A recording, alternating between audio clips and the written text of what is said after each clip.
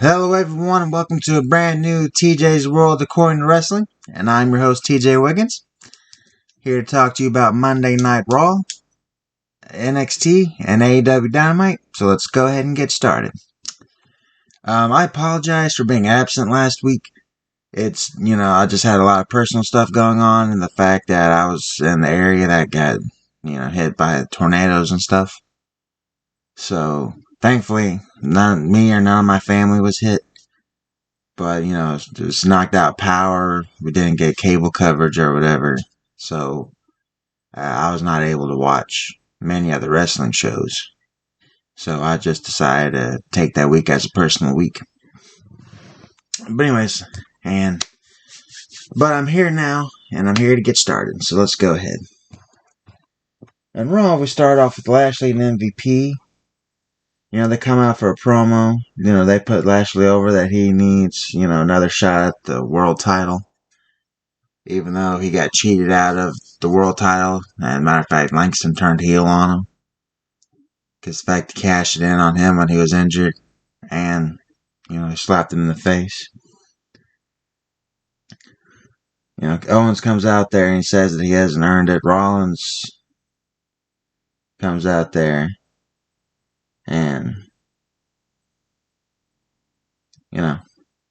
says that, he hasn't earned it because they don't want to face Lashley at all. And then Owens and Rollins, they insist on trying to attack Lashley. Then Langston comes out there and tries to make a save, which is stupid because, why are you actually trying to make a save on somebody? And then, DeVille and Pierce come out there and say that if Lashley runs a gauntlet and defeats all three of these guys, then he'll be added to the day one match. And it'll be a fatal four-way match for the WWE title. So, he's going to win, but it's just a matter of how we're going to get there. Otis beats Riddle. Orton lays out Gable.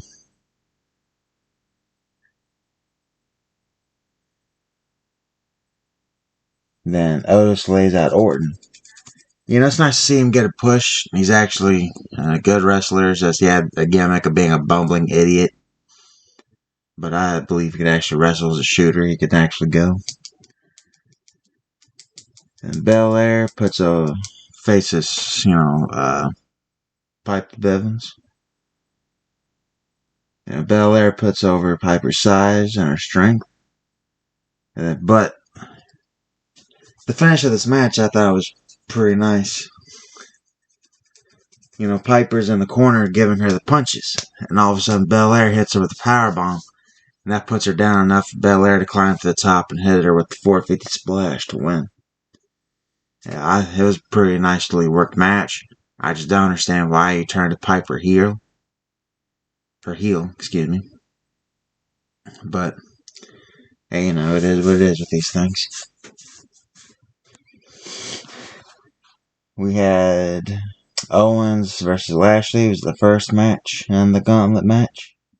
Well, it's not a gauntlet match, but you had to have 3 separate matches. And Lashley literally gets Owens in the fucking full nail. He doesn't even hook it in first. And Owens taps out.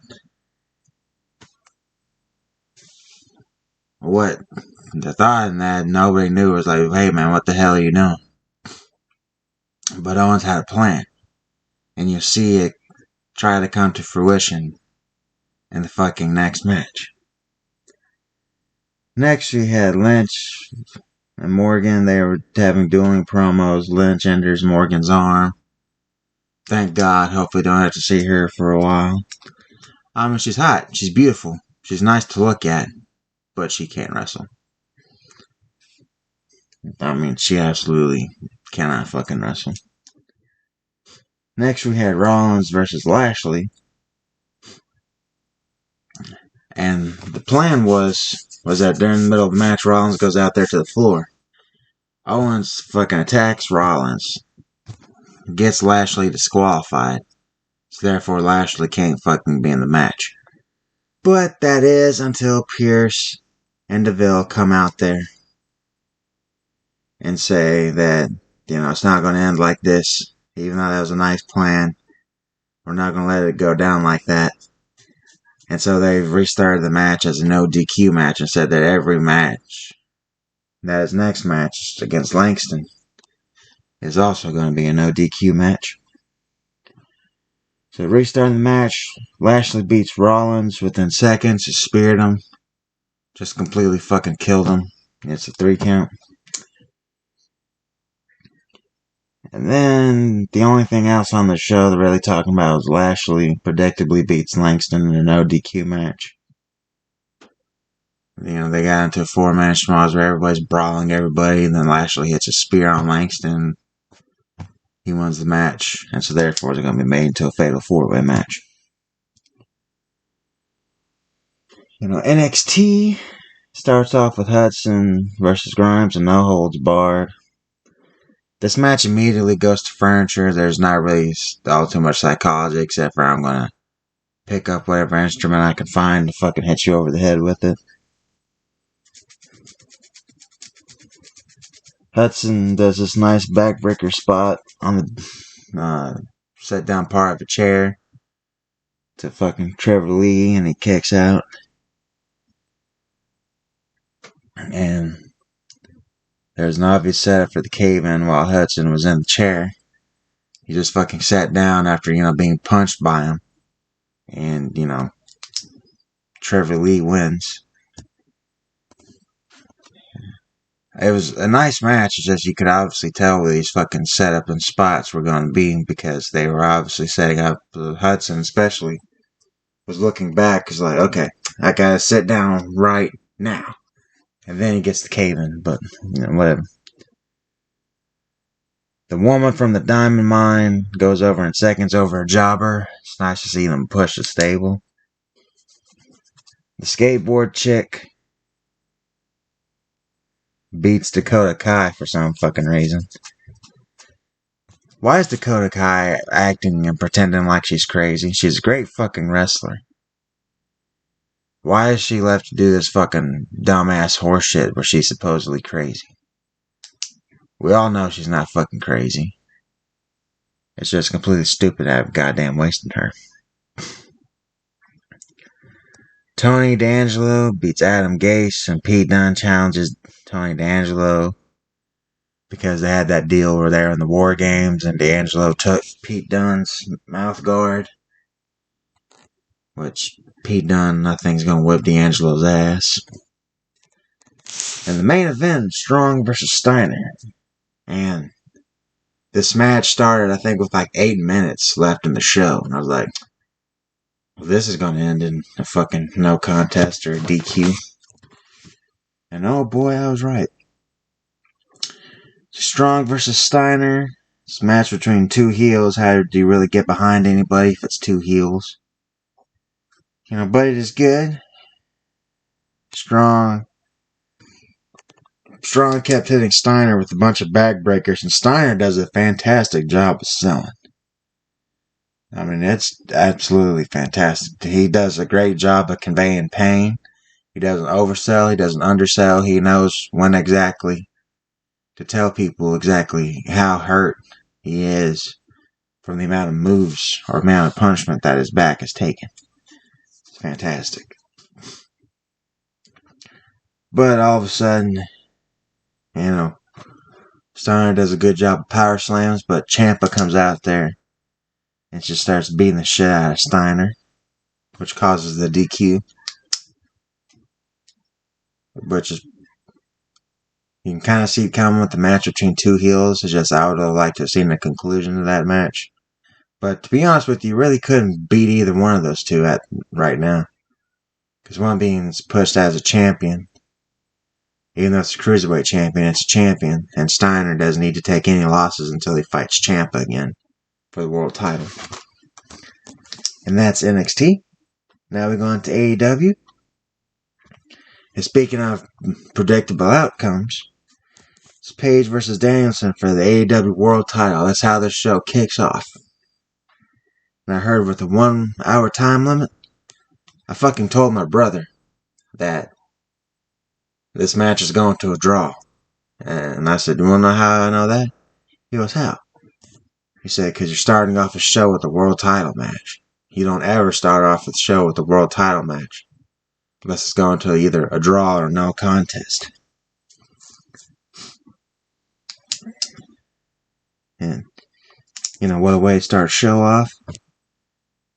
And I think it's going to a draw, and it's going to a draw. They took their time, going into wrestling. Every fucking built had anticipation in it.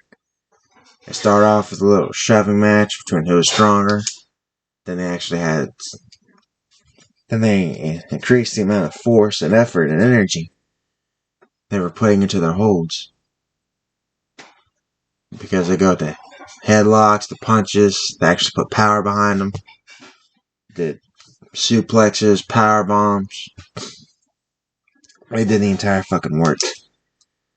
The only thing is that Danielson and Page literally go out there to the floor and start beating the hell out of each other after Page misses with the crossbody and goes onto a table. He doesn't go through a table. He goes onto it because the damn thing didn't break. But the ref isn't fucking counting. He's not even making a fucking effort to count. I know they were on the floor fucking 2 minutes at least. That should have been the 20 count right there. But, whatever. It's not a part of the story. So, it's not gonna fucking happen.